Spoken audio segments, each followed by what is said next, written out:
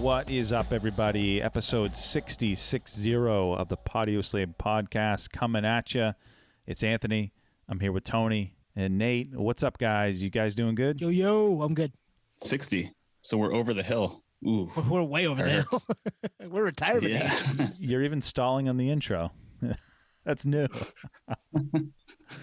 No, guys, we episode 60. This has flown by. We're at month 14. We've had a number of guests. We've had a lot of original content. We're just doing our thing, and we're going to continue that. So, as always, like, share, subscribe. That whole thing. Check us out on the social media platforms at Patio Slave on Twitter and Instagram, and email. Again, broken record. We love email. patioslavepodcast@gmail.com. Hit us up. Hate mail, love mail, you name it. We'll read it. We'll reply. But for tonight, what is going on tonight? I think we wanted to pump the brakes a second, right? Roll the windows down, slow down, hang out for a minute, reflect on the last couple of weeks. It's been a kind of wild ride here over the last month at the Patio Slave podcast. We've had some fun interviews with people from all over the music world, literally all over the music world. California, Maine, the UK, like just people. So that's been kind of wild. Let's start with Trawl. A couple episodes back, talked to those guys. That was a lot of fun. We've actually been conversing with them back and forth really since. Seth is always sending us some cool nerdery on Instagram. He sent us that website, was it yesterday, that had all that memorabilia, like tool tickets that were like $800 and just random stuff like that. That was pretty cool. So it's been fun to chat with those guys, huh? No, it's been great. Kind of pay our dues to our home turf with those guys, and super nice guys to chill with on that episode. And they had us on their podcast too, which is also officially live. So check us out there, the Trollcast. Super gracious to be on there. That was my first time being interviewed. So I was kind of like, oh, this is what it's like to be on the other side. Yeah, it was kind of rad. But yeah, man, that was cool. Those guys are super nice. Yeah, by the time this episode drops, we will have promoted it on our socials. And so if you follow us, you'll see it. And we'd love to do that type of thing again, you know what I mean, with them or with someone else, and it'll come. But it was really outside of you guys interviewing me for episode 50-something, whatever it was. That was my first time getting interviewed in this capacity, outside of a job. I mean, yeah, interviewing you, that didn't count. We were just talking to you. But you're right. It was kind of wild to be interviewed, and didn't know what they were going to ask. And Sean had his "what the fuck" question, and yeah, I mean, it was cool. Those guys are doing big things. The Shark Pinata EP is awesome. Go check that out. Go check out the Trollcast, and then check out the episode with us. Yeah, those guys are awesome. We and actually, one thing we didn't mention: this was our first back-to-back interview episodes. Had we ever done 2 in a row? I don't think so. I don't think we have. I don't think so. I was going to say Tone would know. No, I don't think we have. And little inside baseball, when we do interviews, it's a lot of work. Like the promo engine behind that stuff, we always want to make sure like we get the word out, and we do try to promo our original stuff, but sometimes it's hard to. It's there's no angle, or you're not sure the right forum and whatnot. But for interviews, there's typically fan pages and fan accounts across all the social media platforms, so it's a lot of work. So kudos to us for pulling it off. Agreed. Pat ourselves on the back. So who do we have next? We had Kat Nijmadeen, creative director, Pure Noise Records, out in Nate's neck of the woods, and that was a great conversation. I think we mentioned this before. At least me, I do listen to the episodes back just to kind of learn from everything and whatnot, and we really vibed out with her. We geeked out with her. She's a total nerd, certified nerd, right? Nate, what's your term? Certified nerd. Exactly. Yep. I think she gets that title. Just to keep it as geeky as possible. That's why I do it. Well, Frank called us nerds last week too. Oh yeah, for all the nerds out there. Yeah. And I think we laughed. Yeah. I don't think he knew that was our thing, but it was perfect. I'm getting ahead of myself. No, Kat, we talked to Kat for 45 minutes after we were done recording too, about all kinds of different things. So I'm sure there's a round 2 in that bag. That'd be a fun chat to have her back for, a dedicated episode where we broke something down like Jimmy Eat World, because that's one of her favorite bands. That would be fun, because you're right. She's a certified nerd, Patio Slave certified. And that's a great point. Like, I think for us, it's like, how quick do the guests want to get off the call after, it can be a good litmus test of how well the interview went. And we've had a number of guests that have hung out. I wouldn't say we've had to kick anyone off at the end, but there have been some that were not in any hurry to get off, which is awesome.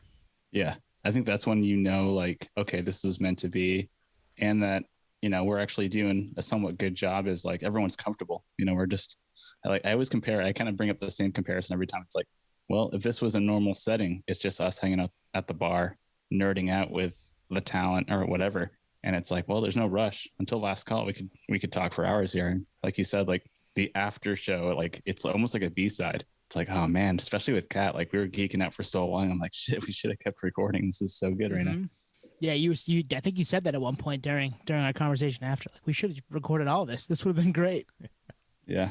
No, that was a fun conversation, and I've listened to, and this typically happens, like with our guests, like we tend to listen to the guest band a lot before and after, at least for me, because you just indirectly just pay your respect to the artist. But I've been listening to a ton of Pure Noise stuff, and what a catalog! It doesn't end, and the range of music doesn't end, as you've probably heard on the episode with us, all over the map.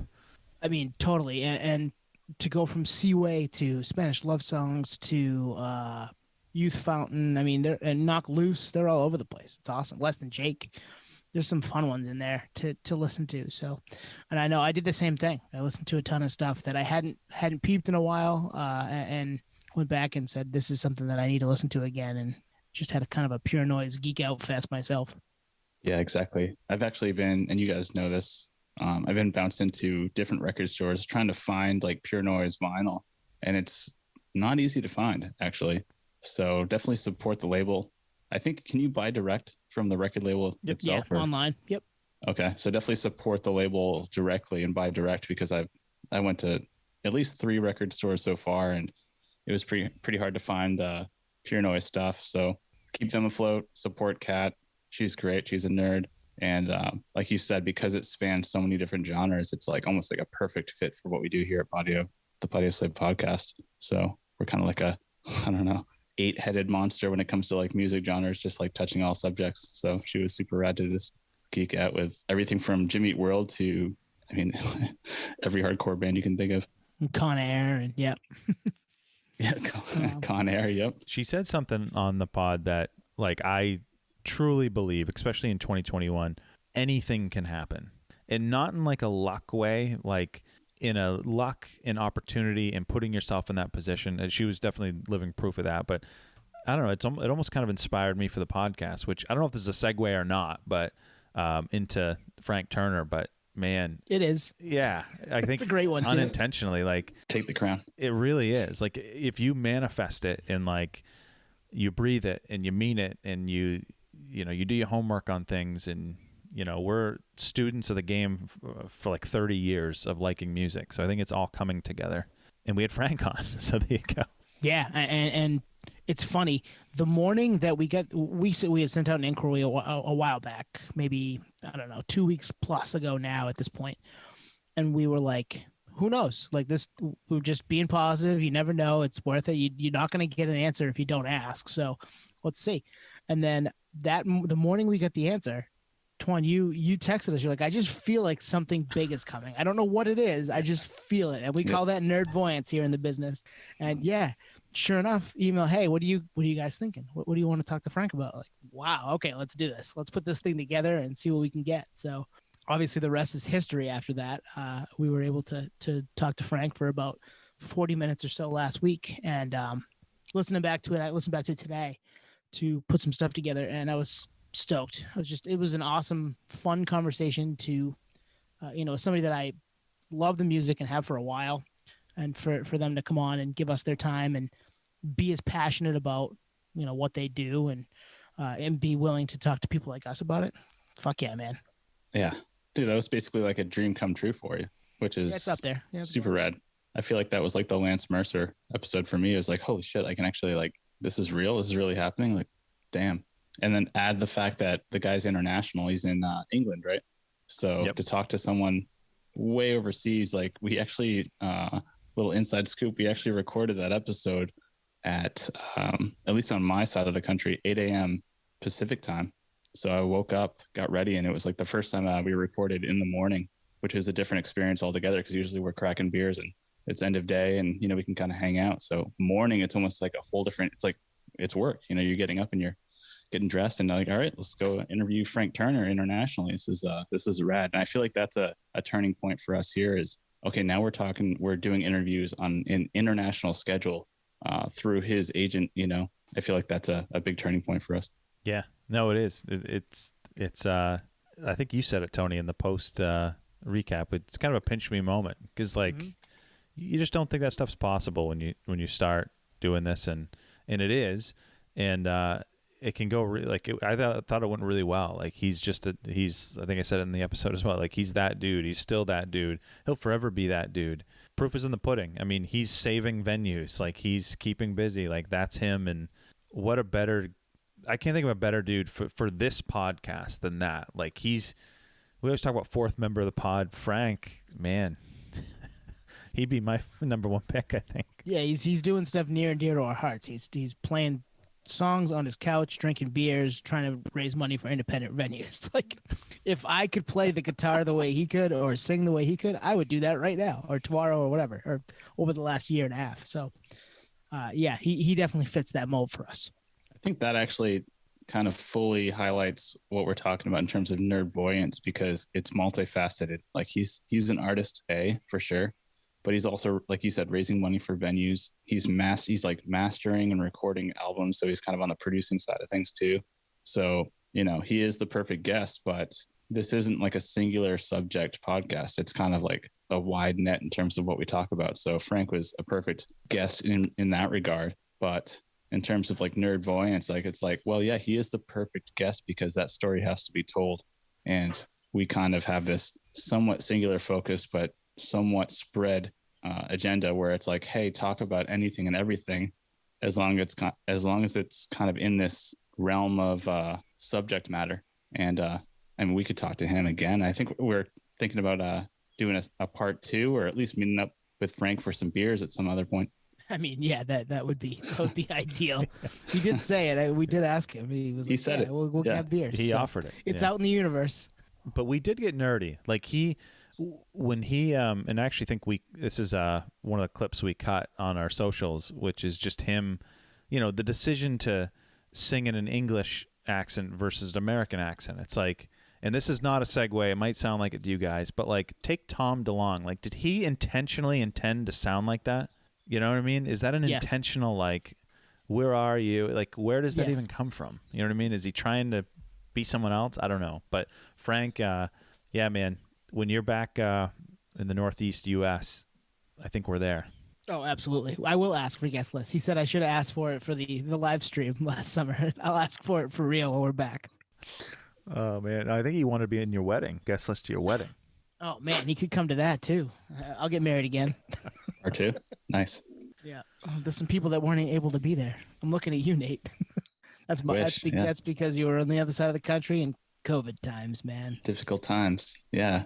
Should have, just more to the point that you should just do a part 2 wedding. And Frank will be there. I'll be there. We'll invite all the Patio Slave guests. Greg, Scott Russo, Mark Weinstein, everybody. You're all invited, guys. A bunch of them probably know each other. That's true. So, Twan, you mentioned Tom DeLonge. What do we got there? All right. So what we were thinking about for this episode is it's 2021, and what happened 20 years ago was the year 2001. So we want to throw it back to 2001, and we've been kind of toying around this idea for a segment, which is kind of reimagining albums, whether it's, trimming the number of tracks, because even some of our favorite albums, there's some fluff in there. There's some fat that can be trimmed. Kind of reimagining what albums would kind of look like or sound like if we did that, and then maybe also rearranging some tracks and things like that. So we didn't bring out the wheel this time. We just picked a couple albums. So first is Blink 182, Take Off Your Pants and Jacket, and then we're going to get into System of a Down, Toxicity. So what else did I miss? Anything else we want to chime in about this segment? We I think Sode's Toxicity has 15 tracks, cut it down to 10, and then Take Off Your Pants and Jacket has 13 to cut down to 10. So that was difficult. It was hard for me, and I'm excited to talk about it. I have a theme for one of them that I've kind of broken them up into like 3-song pieces, and like it tells a story for me. So I'm kind of excited to talk about that one. I'm excited to talk about both of them because both records, listening back today, I was like, damn, these are bangers. There's just so many good songs on both records. So, in completely different genres. Yeah, full disclosure, I wanted to bring the Spin the Wheel, but I got shut down. So anyone listening, if you think we should have done Spin the Wheel, let me know. Well, then we would have got stuck with like salivas every 6 seconds or something, Yeah. you know? Yeah. And No, this we'll bring in the wheel back when we bring Greg back. Not until. True. all right, who wants to go first? We'll start with Blink. Oh boy, Nate, you want to go first? I'll go, yeah. All right. This was like you said, this was hard because this album's fantastic. And when you listen to an album and you have a segment like this, I don't think anyone can really relate unless you do a podcast and do this exact subject. But basically, you're listening to the album in a different lens because you're so used to listening to the album as enjoyment, but now you're studying it as like almost like a project, like homework. And it's got the pros are that you actually really dissect the album, and actually is like a geek project. So there's some cool things about that. The negative part is it's picking your favorite kids, like, oh shit, so I'm going to cut this track, even though I actually kind of like this track. But for this segment, you gotta scrap some. So like you said, it's a 13-track album, and I chose a few that I wanted to keep. Online songs, I cut that one. Ooh, interesting. Yeah. Which I actually kind of like that song, but when it comes to when push comes to shove, I had to pull that one. So that one lost. Story of a Lonely Guy, also like that song. A lot of these songs have like good connotation memory wise, and scrapped that one. And I don't even know if you count this as a song. I feel like this is almost like a, I don't know, in between song. It's one of those like Blink things, right? About. Happy Holidays. Yeah. So I scrapped that one too. I agree with I think we all probably agree with Happy Holidays, you bastard. Just because it doesn't. Confirmed. I mean, confirmed. Yeah, I think that song is funny in concert because everybody gets to like talk about Grandpa just ate 7 fucking hot dogs and that type of stuff. But it doesn't fit like the theme of the rest of the album per se for me anyway. But I'm with you on that one. I kept the other two though. Me too. And they'll fit into where I had them. And I almost ditched online songs though, Nate.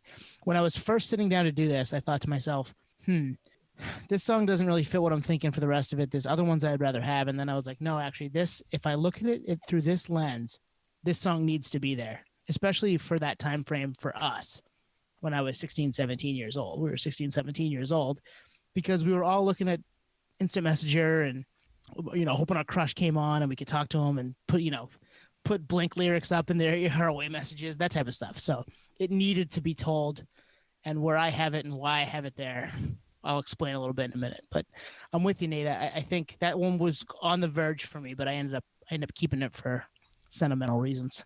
So one comment, and I'm going to comment on online songs just because I didn't have it on the list and you did, Nate. So even in the moment, again, we were 16, 17, so we could relate, like Tony said. But even in the moment, I was always so confused about that song because they're 9 years older than us. Like they didn't. Yeah. This was like a record label, like play into what's going on, play, which it works. Is it authentic? Who knows? But a great song. I kept it. Yeah, I do love that song.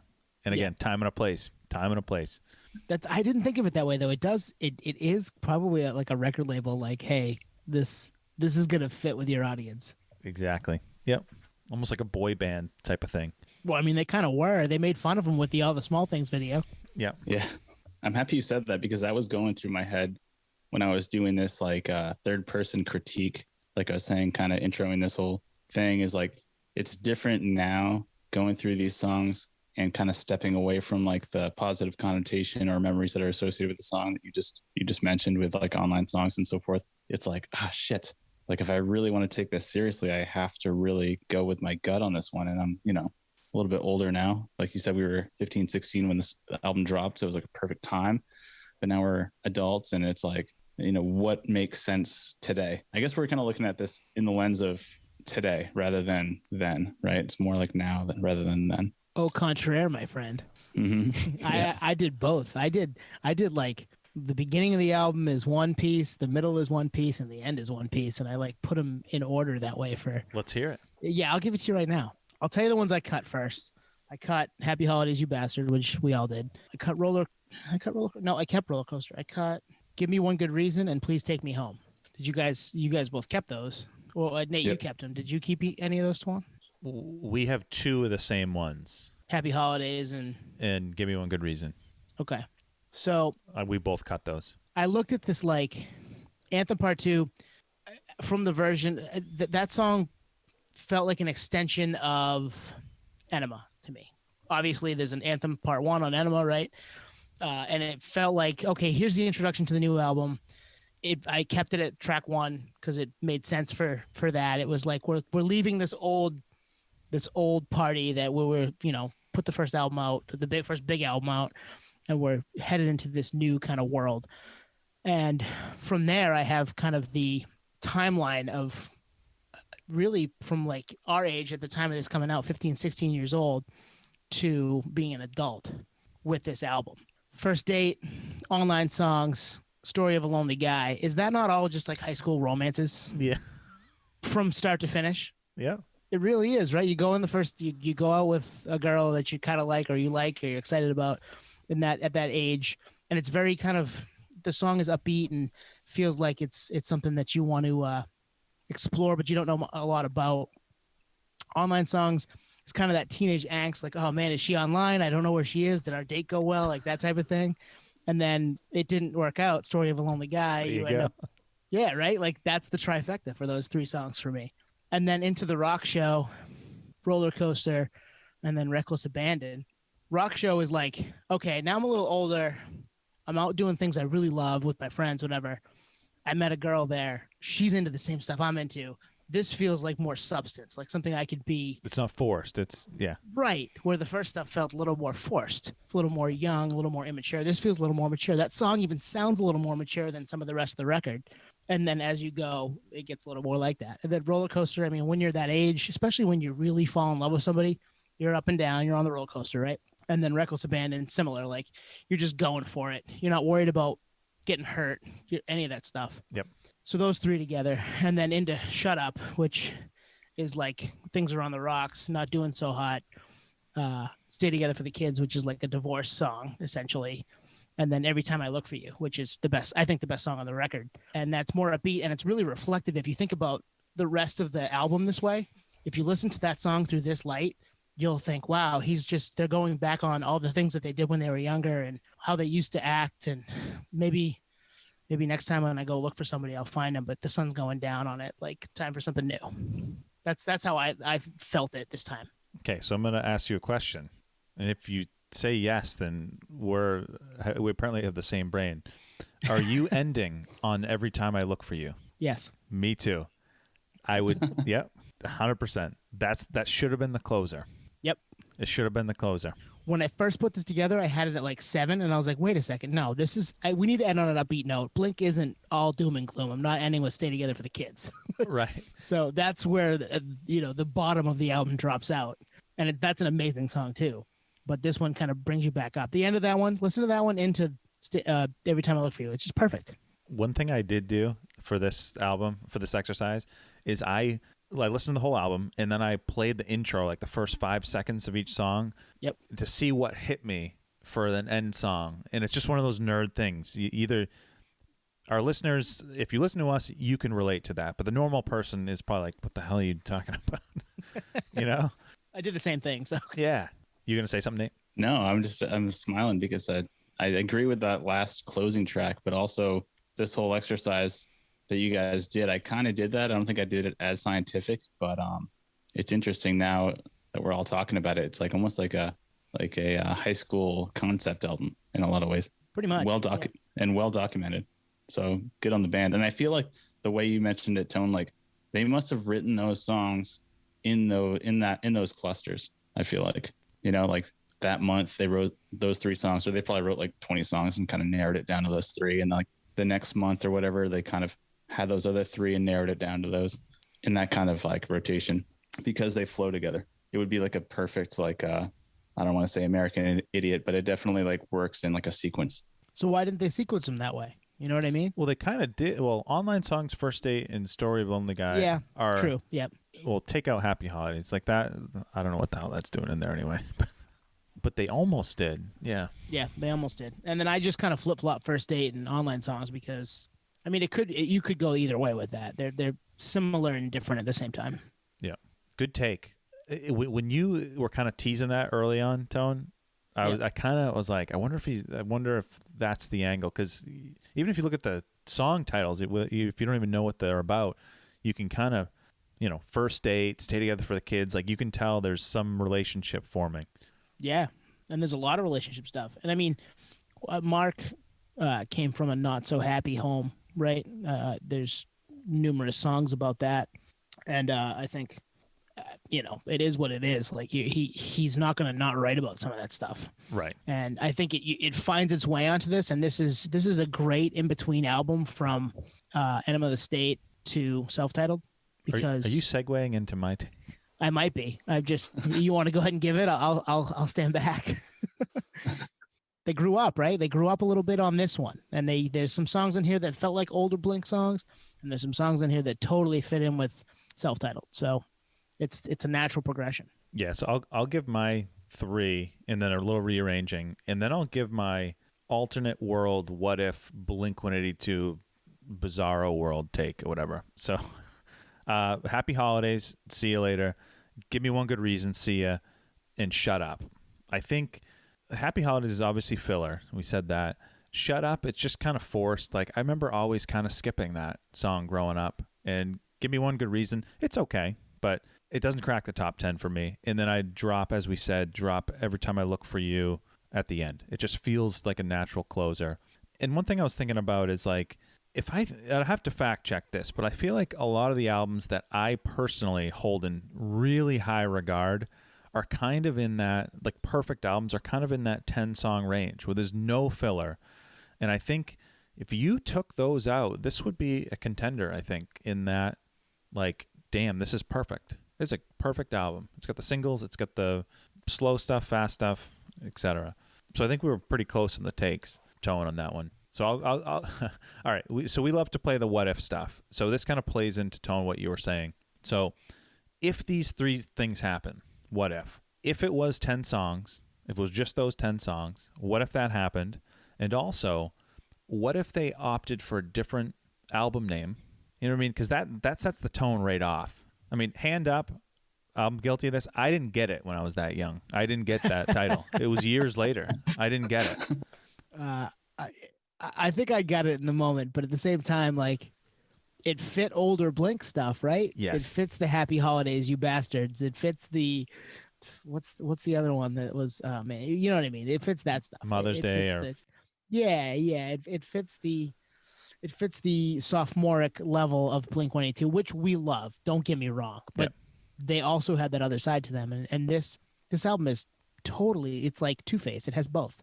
Yeah. Oh, absolutely. Yeah, no, good call. I think that's why it's funny. It's like the toilet humor, like, is Blink at heart because that's Tom DeLonge all day, but it almost like takes away from the music because it's like, dude, you guys are really talented. So like, this is a distraction from like what you're doing well, So that filler track just kind of like almost like I don't want to say kneecaps the album, but it's like, why is this in here? This is unnecessary. But we're older now, and like you said, Twan, I didn't get it either. I had no idea. I was like, oh, that's a weird album name. And the artwork is a pants and jacket and a shirt. It's like, okay, I guess this is what it is. Yeah. But I didn't get the joke at all. Yeah. I mean, you were kind of going where I was going, Nate, which is you cut it down to 10. You take out the jokey sophomoric songs, which Happy Holidays I put in there. Shut Up. That's kind of immature or whatever. So you take those out. You take out the sophomoric album if they named it something else. Like, what if they named this self-titled album? And then also, what if they had made a serious video for First Date? If you take all those out there, the whole dynamic of this album changes such that I think this could have had the impact that self-titled ended up having, where like this was the big leap. This was the, not as big of a departure, but these guys grew up album type of thing. Because like, listen to Story of a Lonely Guy. Sonically, that could be on self-titled.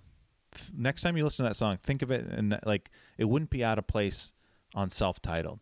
But I think if a few things different, they would not have been the jokey Blink anymore. It was close, but they didn't let it go.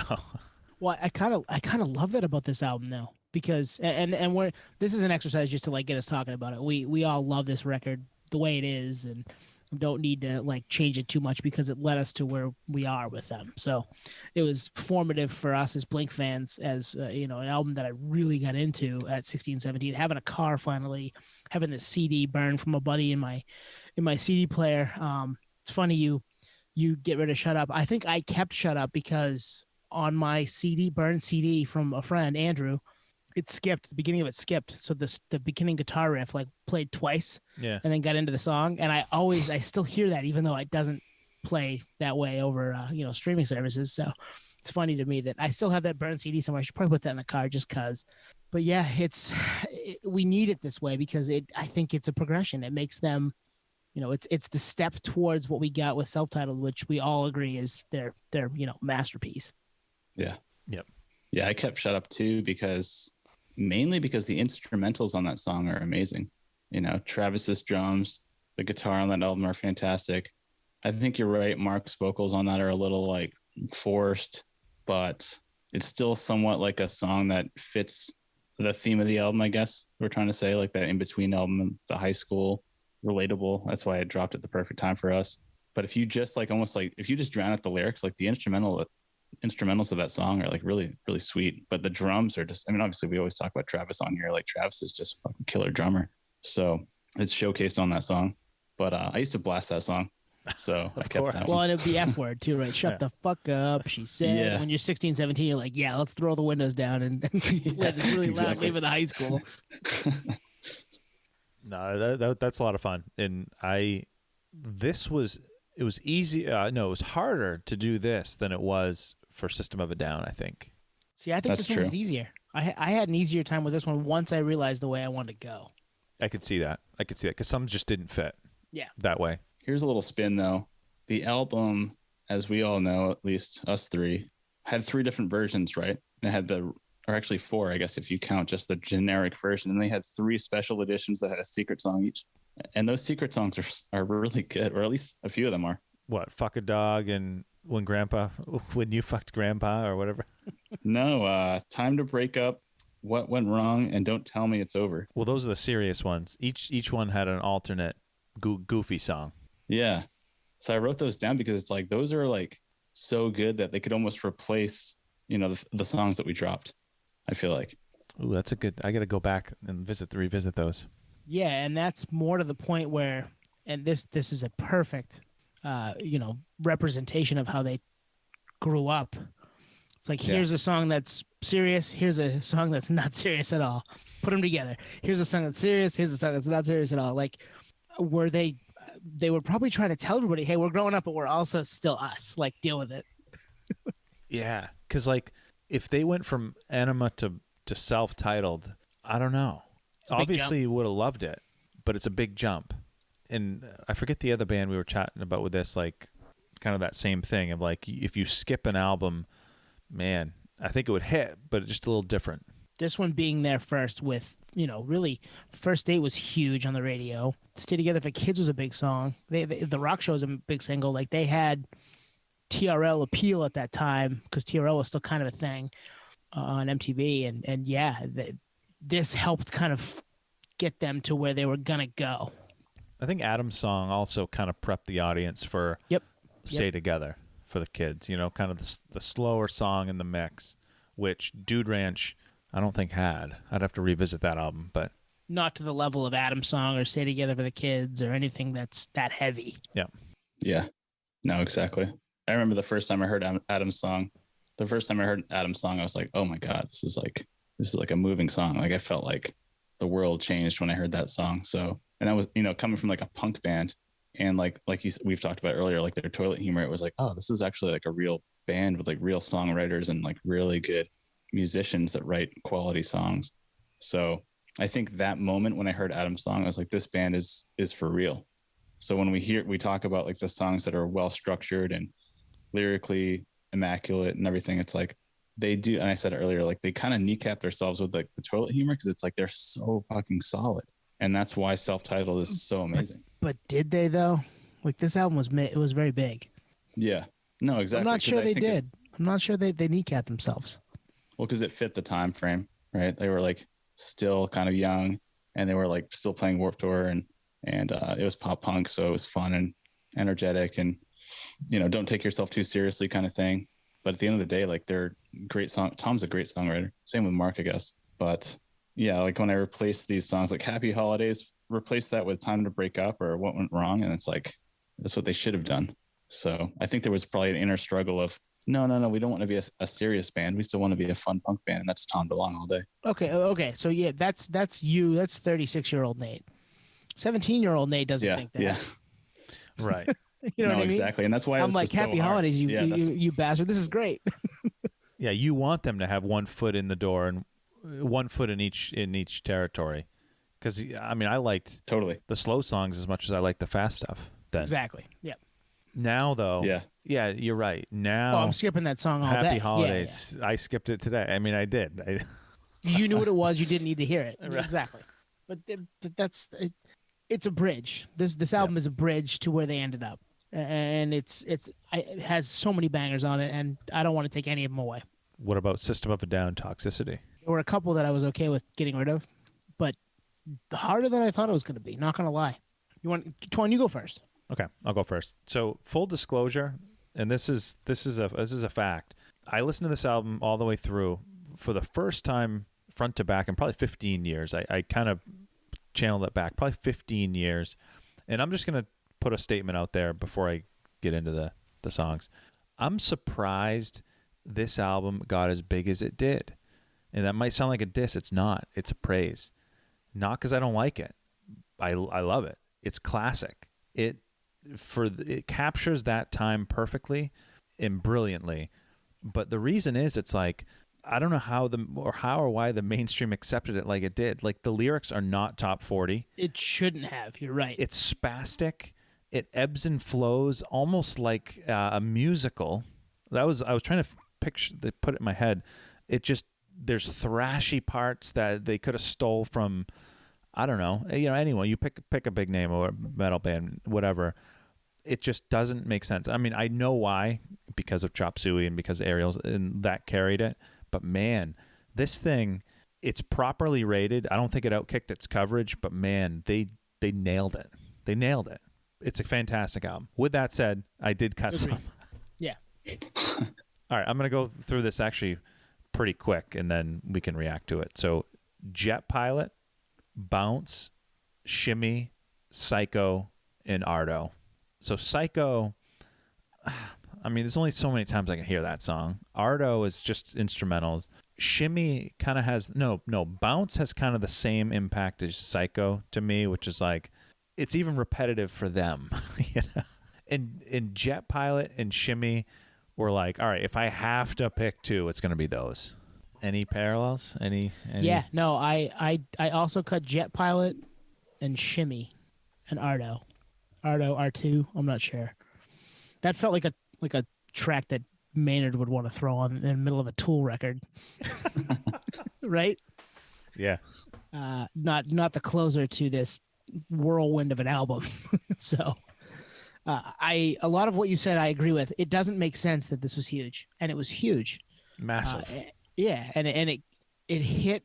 It struck a chord with people. They had already kind of started to do that with their previous album. There was a couple of songs on their previous album that got kind of big. Sugar and Spiders, right? Those songs were pretty big. Yep. Among a few others. Sweet Pea, I think, was all right too.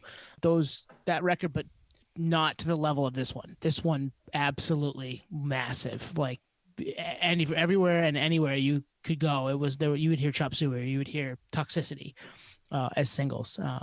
But yeah, we had a couple similar. Nate, what did you have what ones did you get rid of?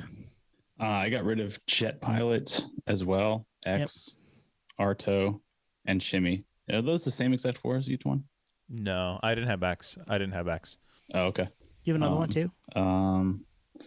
This was tough. I actually put Toxicity, but I think it's because I've heard it so much. So this is another one of those, like, I'm 36 now. Like, it's you actually cut really... Toxicity? What the fuck are you on?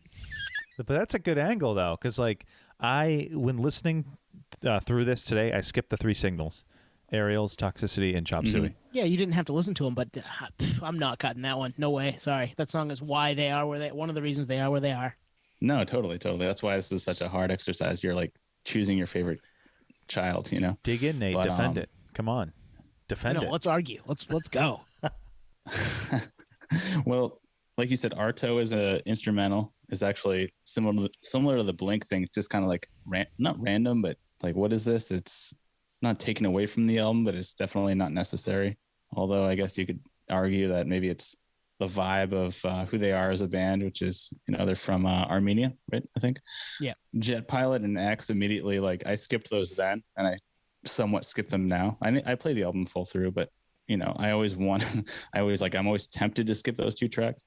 And then Toxicity, I don't skip, but like I was saying earlier, I've heard it so much that I'm like, if I have to pick a song to cut, I chose that one, and it was tough, because like you said, this album's fantastic. And to highlight what you said, Twan, it doesn't make sense that this album got huge. It's so out there, and kind of reminds me of like a Frank Zappa, like just like super fucking random, out there, weird, experimental music that like maybe like it would resonate with like a certain crowd, but definitely not like major, mainstream radio selling out arenas type music like at all. I think we liked it because we like all music. We did then, we do now. And that the crowd that, became fans of this music were in that same vein. Like, yeah, I like Slayer and I like, Linkin Park or whatever. Like I can kind of gravitate towards this music because it's just, like you said, it's all over the place. Maybe that's why, because it's all over the place, that you can kind of gravitate towards it because it's not singular. But Serge, he can sing, he can scream too. So there's always that dynamic of, he's a true musician. They all are. All 4 of them are. They all are. Oh yeah, they're a tight band for sure, especially live. But the deep cuts are so powerful. And I think I always like the political part of the band. I think we always talk about Rage Against the Machine on here. So like the political aspect of System of a Down, band name aside, they're pretty deep. Like Prison Song right out of the gate is like you're getting educated as a 16-year-old listening to this album, like, holy shit, this is what's really going on. And you start researching like, oh, this is actually what's going on. Like prisons are privatized. This is insanity. I didn't know that until I heard this song. And I mean, it made mandatory minimum sentences a thing that we all like said in that weird Surge accent, right? Yeah, I love it. That's the coolest part about this kind of music and free speech in general. Is like, oh, okay, so this is actually what's going on.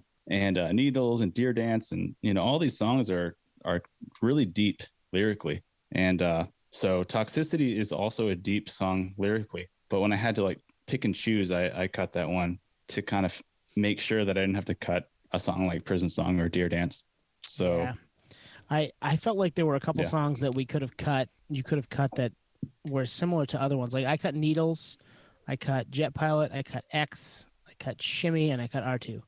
I almost kept, it was between X and Forest, and I was like, you know what? There's another, like, Deer Dance has its moments. Bounce has its moments as the similar to X type of vibe, so I left those, and I like those better.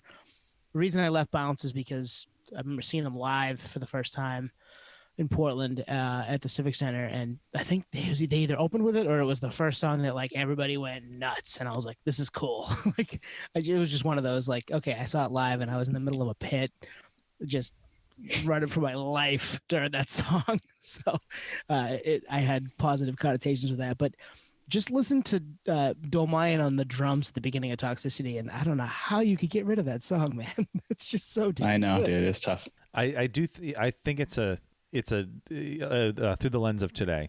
Back then, well, I don't know. I mean, it got played on the radio a ton, but you probably weren't sick of it back then.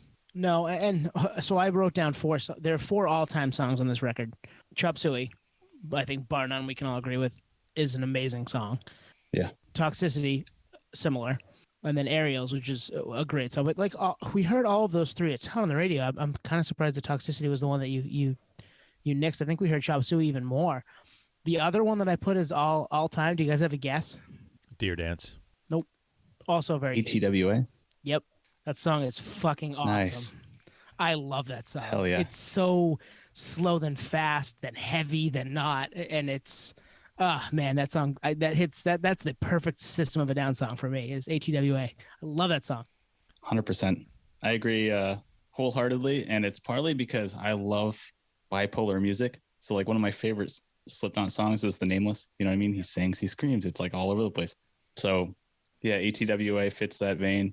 Also System of a Down is a song called Roulette off of Steelers album, which fits that vibe as well. And I think I relate it to Smashing Pumpkins. My favorite Smashing Pumpkins songs are the ones where Billy Corgan sings, even though it's full on rock band. So System of a Down, like these slower, I don't want to say ballad because they're definitely not like ballads, but slower tempo System of a Down songs are in my top like 5, you know, and throw it against like, you know, Prison Song or something like that, which is polar opposite. And like you said, Twan, like this band is like all over the place. It's hard to stay focused. And I think that's why they resonate internationally. It's just like, it's not singular. And this album, as a sophomore album, their first album was kind of like Ozfest crowd. You know, if you knew them, you knew them. Like their first tour was like with Slayer and Clutch back in like '98, and they just gained popularity through through their touring and so forth. So when this album dropped, the Slayer crowd did not like them. Yeah, I read that too. I listened to Serge was on with Rick Rubin on the Broken Record podcast last week, maybe, to talk about this, and because I think Rubin helped out with it, and Rubin called their music music for crazy people. And yeah, the Slayer crowd was not into Sode, which was kind of surprising. I mean, a little surprising because there's some elements of that there, but it's out there comparatively. Yeah, it's really spastic. Nate, you kind of picked up where I was at one point. I wanted to make, which is, you're right. This was Ozfest crowd for self-titled, and then the crowd that came along with this album was more mainstream alt rock type audience. That's not what the music is, but that was where they ventured into, and I think it's the singles that open that up, because someone who likes Aerials might not dig Psycho, which is interesting. I think they're back to back in the album. You know what I mean? Yep. Yeah. And this is a play where had this album had different singles, like say they tried to go with Jet Pilot, like it wouldn't have hit. It wouldn't have hit like it did. But yeah, that's a good call. Do you guys know what ATWA stands for? No, do you? Did you look it up? I didn't until about 10 minutes ago. Air, trees, water, animals. Huh. Interesting. So that fits right into their political, probably looking to do climate changey type stuff back then. Wouldn't surprise me. The Rick Rubin thing, Tone, I know this by memory, and I want to say it's 99% accurate, that Rick Rubin saw System of a Down at the Roxy in Los Angeles randomly, like went to see them play live and started hysterically laughing, and then is like, literally like, I have to sign this band just because they're so hilarious. That piece I don't know is 100% sure, but yes, they talk. He and Serge talk about it in that podcast. Talk about how they heard that Rick was going to be late backstage, and they're like, "Well, we need to wait till Rick gets here," because they were trying to get signed and have him do, work with him a little bit. So yeah, funny. That's a funny story. Yeah, because this album dropped, both albums, self-titled, and this one dropped on American Records, right? Which is Rick Rubin's imprint under some major label. I can't remember. I want to say Columbia, I think. It's Columbia. Oh, Columbia. Yep. And I remember it had an upside down American flag, and thinking like, oh, this is in the vein of Rage Against the Machine, right? Yeah. And the name just like spells it out. Was it black and white too? The flag wasn't black and white. The upside down flag. Yeah. This definitely has occasional Rage vibes for sure. Prison Song obviously being the big one probably, but definitely has some Rage vibes. I think you're right, Tone, and it's basically down to the deep lyrical content that's beyond us at the time, which is what we were talking about earlier, right? It's like textbook stuff, like, oh shit, this is exploiting what is actually going on, using free speech to the nth degree, like, privatized systems and stuff that Zach De La Rocha would talk about, or like looking through like the booklet of like Evil Empire, and there's like a book list, right? Like the anarchist cookbook and stuff like that. You're like, holy shit, I'm like 15 years old. Like, what is this? Like, what's going on? 10 years old. Yeah, 10. Yeah. The other thing that like adds to that list of the reasons why this shouldn't work is Serge. His vocals are almost like a fourth instrument or whatever. Yeah, fourth Yes. instrument, a third instrument. No, fourth instrument. Where like if on a lot of these songs, I don't even know if you call it singing. He just he's vocalizing right in with the guitars, like da da da da da, da, and that's like the exact staccato-ness or whatever of the guitars. Where like I don't know, some of it seems thrown together, but for them it's probably so calculated and it makes sense, and for the listener it's like it works. It shouldn't work, but it does. I don't know.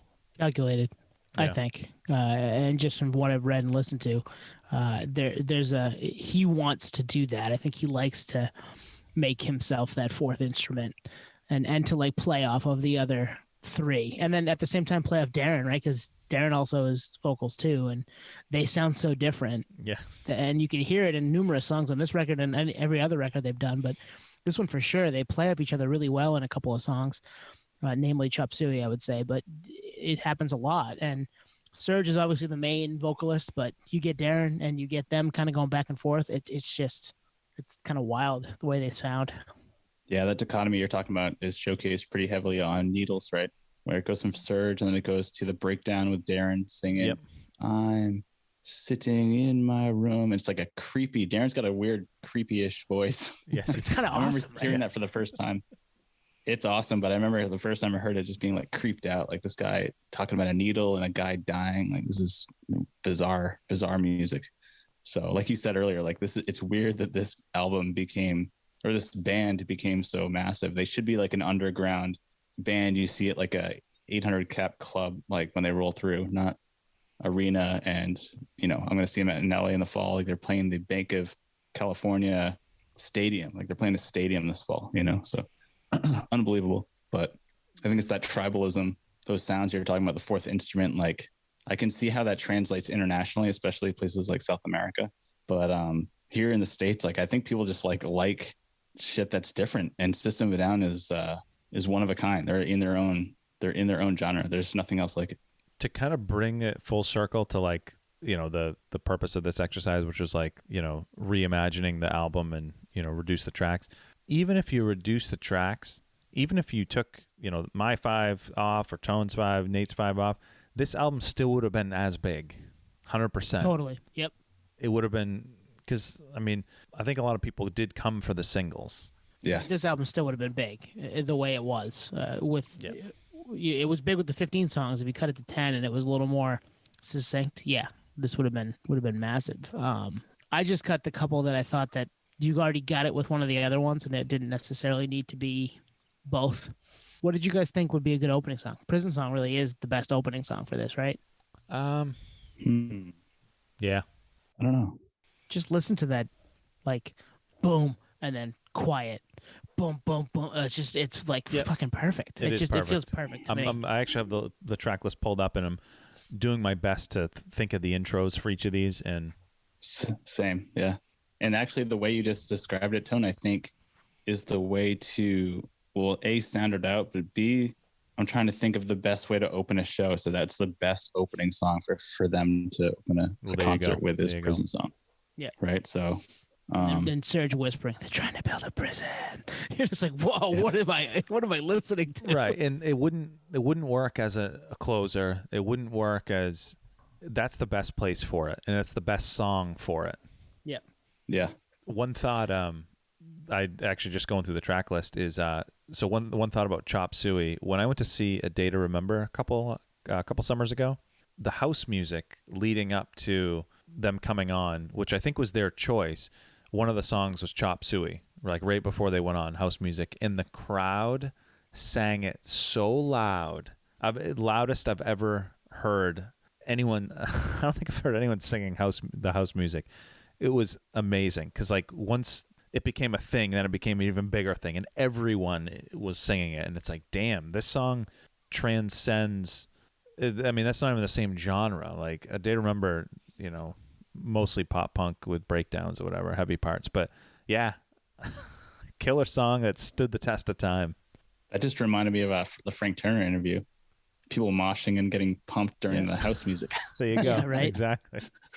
Yeah, that song, it does transcend. Like it's probably the reason that I got into this record and got into. They're one of my gateways to heavier music too. Like just listening to them and giving it the time of day where a year or two younger me was like, no way, I'm out on that. And now I'm like, I love this. I need all of it. So they definitely opened a lot of people's our age's eyes at that time to a whole new world of heavy music. How lucky were we to have that as a bridge into heavy music as a band like System of a Down, which is like way the fuck out there. This is kind of pivoting into a deep dive here, but is there a better cover that they could have picked for the album? Like, it is perfect. Is there a better album name that they could have picked? I mean, both of those, they nailed it. Yeah, no and no. You're right. They're perfect. They all lived in L.A., grew up there. I think Shavo was born out of the country, but he's only like 3 when he moved here. So they all grew up in L.A., but they found each other even though they're all Armenian, which is kind of crazy. So to pull that off that way and use the like Hollywood sign with Toxicity is perfect. Yeah, that's rad. I got another thing here, similar to the Blink thing. So the Blink songs they said that could replace the ones we cut are from, I guess, the secret songs on the different variants of Take Off Your Pants and Jacket. So check those out. But for System of a Down Toxicity, this album dropped in 2002, right? 2001, 20 years. Yeah. Right before 9/11. Okay, yep. Right before 9/11. Yep. Oh yeah, true. And then Steal This album dropped in 2002. And this is a B-sides album for the recording sessions for Toxicity. And I wrote down 4 songs that could replace the 4 that we dropped.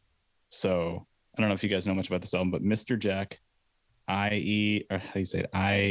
IEAIAIO. Yeah. Roulette, and Streamline. I don't know enough of those songs by titles. Yeah, I'm not as familiar with those songs that way either. I would have to go back and check them. But what you're thinking to like replace the ones that are on there, the 15 songs, and fit those in instead? The 14 tracks, yeah, like those 4 tracks. Roulette is in vein of ATWA, kind of a slower, lower tempo song, but has the build up too. Nice. AEAIAO or whatever is more like I don't know, could definitely fit next to Science or something like that. Mr. Nice. Jack is, I don't know, I want to say like, I don't know, it could fit in the same kind of, you could tell it was in the same recording sessions. And then Streamline is literally like right in the mix too. So I remember getting that album being like, oh, there's some killer, and this like Steal This album is not a cohesive like front to back album, but there's some killer tracks on there. So you could kind of swap them out. And I actually think that's probably why they dropped it. They're like, oh, this is good material. It'd be a waste if we just like toss these. And I always thought that was cool for them to put out a full album of B-sides and say, hey, like we have these, we might as well press them. I feel like every band should do that. It's like, why the hell not? Like people will appreciate it, and then you can play them live. It's like, it's more material for you guys to play live. Yeah. So, and it makes sense because was it Mesmerize came out in 2005, Steal This album was 2002. Yep. So it did bridge that gap because 4 years goes by. Some people move on. When did Hypnotize come out? Because those came out kind of around each other. Same year, I think. Yeah, those were like double album, but not really at the same time. Oh, Hypnotize and Mesmerize. Yeah, I think Hypnotize, Mesmerize was 0506, and like you said, I think it was supposed to be a double album. They split it. Yep. I swear to God, I don't know this until we get someone from the band on, but I'm pretty sure it was supposed to be a double album. They split it from the record label pressure to just capitalize on 2 separate platinum records or something, you know? Wow. Yeah. Wouldn't surprise me, just given the economics of it. Yep. Yeah, exactly. You know, it's like if Chili Peppers had split Stadium Arcadium into 2 records. Yeah, instead of 1. Yeah, you're right. This is turning into a deep dive. Yeah. Well, these are 2 great albums to do it on because, you know, there's some albums, you know, that I think we kind of floated out there that just have a ton of filler and it's easy to do this. And we didn't want to go like narrow it to 7 because then you're killing some great songs. Mm-hmm. I think it would have had a even harder time for Blink to do that. Although there's more songs in Toxicity, so I don't know. Would have been tough to do it to either of them, narrow it down more than we already did. And you're right. We threw a bunch of albums out in the group text, and we were like, these 2 are both kind of at the right length. They're both, 13, 14, 15 songs. We can cut some out that we're going to be like upset that we cut out. and it'll be a fun conversation. And they turned 20 this year. Blink turns 20 in like 6 weeks. I think it's middle of June. So, and then Toxicity is this fall or late summer, and they're both timeless. They both are for us growing up, huge in our music fandom life, and they were fun to kind of dissect in a different way. Yeah, and they're almost like a proper. I mean, I know Blink had Dude Ranch, but these are almost like proper sophomore albums for both bands too. At least major release. That's a great point. No, I think that's probably a good spot to wrap it. We could go on and on, guys. We could go all night on these. Yeah, and we thought about doing a third, but it would have been another 25-minute talk. So we're like, let's do 2 tonight. We'll come back to that third one. So hey, that might happen down the road. Subscribe, like, share, listen, follow, tell your friends, tell your mom, tell your uncle. Listen to Patio Slave podcast. Hit us up on the socials at Patio Slave on Twitter and Instagram, Gmail, patioslavepodcast@gmail.com. And then just keep on nerding like we do. Yeah, keep on geeking. Give me shit for cutting Toxicity and online songs. It's all good, And we'll see you next time. Cheers. Yeah, let us know where we screwed up. See you guys. Peace, podheads.